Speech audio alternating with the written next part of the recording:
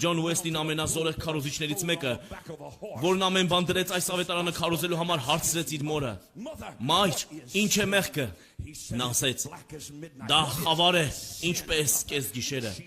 «Ինչ է մեղքը, մայր»։ Նա պատասխանեց. «Ջոն, ամեն բան, որ խափանում է քո գիտակցության ողջամտությունը, ամեն բան, ինչ տկարացնում է քո բանականությունը, ամեն բան, որ արժեքազրկում է քո մեջ հոգու հանդեպ ունեցած քաղցդ, ամեն բան, որ ոչնչացնում է քո Աստծո հանդեպ ունեցած զգացմունքները, ամեն բան, որ ունի իշխանություն քո մարմնի վրա, քո մտքի վրա, նաև քո հոգու վրա, հենց դա էլ մեղքն է, Ջոն»։ Մի քանի օր առաջ ես վեր կացա խորը քնից եւ Սուրբ Հոգին ասաց. «Վերցրու գրիչդ եւ գրիր»։ Ես աղոթում էի Աստծուն հարցնելով, թե ինչն է դա։ Ինչն է դա, որ բաժանում է մարդուն Աստծուց։ Ինչն է դա, որ ստիպում է տղամարդկանց թողնելու իրենց կանանց ու երեխաներին։ Ինչն է դա, որ ստիպում է նրանց անել այն, ինչ չպետք է արվեր, գնալ այնտեղ, ուր չպետք է գնալ, լինել այն, ինչ չպետք է լինել։ Ինչն է դա, որ ստիպում է մարդուն դուրս գալ իր հավասարակշռվածությունից, մտնել համակարգչի ինտերնետային կապի մեջ եւ դառնալ մարդկային մեկ այլ էակ, ստիպում է թողնել իր կնոջը, իր աշխատանքը եւ թավալվել մի որևէ նրբիկ հյուրանոցի անկողնու մեջ մեկի հետ, որին նա երբեք չէր հանդիպել նախքան չաթում նրա հետ խոսելը։ Ինչն է դա, որ տանում է մեր երեխաներին դեպի խելագարության։ Ինչն է դա, որ գլորում է նրանց դեպի ձորը։ Ինչն է դա, որ ստիպում է ամեն օր Ամերիկայում 8000 անչափահասների պղծել իրենց ուսուցումները։ Ինչն է դա, որ ամեն օր 8000 անչափահասների 13-ից 17 տարեկան ընդունել է տալիս սեռական պղծությունից ծնված հիվանդություններ։ Ամեն կենդանի օր 8000 հոգի ամեն օր։ Որն է այդ ցնորվածությունը, որ ստիպում է երեխային իր ծնողների Mercedes-Benz-ը վարել դեպի Նյու Յորքի ամենաբարձր տեղը, կապել պարանը վզին ու վայր գցել իրեն։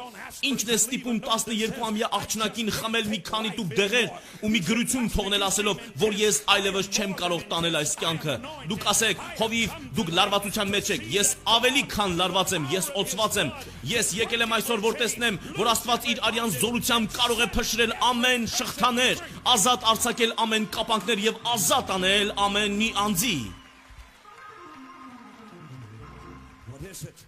Ինչն է դա։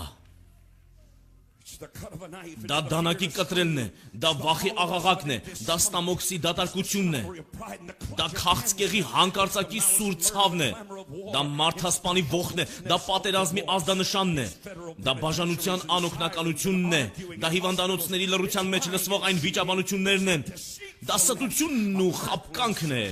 դա երկրի անվտանգության ձախողումն է, դա գողությունն է, դա սարսափն է, դա խելագարությունն է, դա ալկոհոլով ինքնասպանությունն է, դա անչափահասի որոշումն է,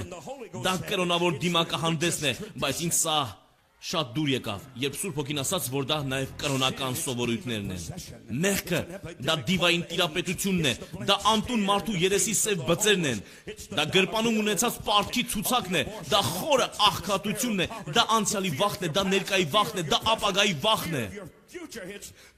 Դա այն սենյակում փակված փոքրիկի արտասուքն է, որ հոսում է չորացած այտերով, նա լացում է հարբած հայրիկի համար։ Դա անչափահասի հղիությունն է, դա սեռական այլասերվածությունն է, դա բռնաբարումն ու բռնությունն է, դա ալկոհոլի կապանքներն է, դա ատելությունն ու աններողամտությունն է։ Ինչն է դա,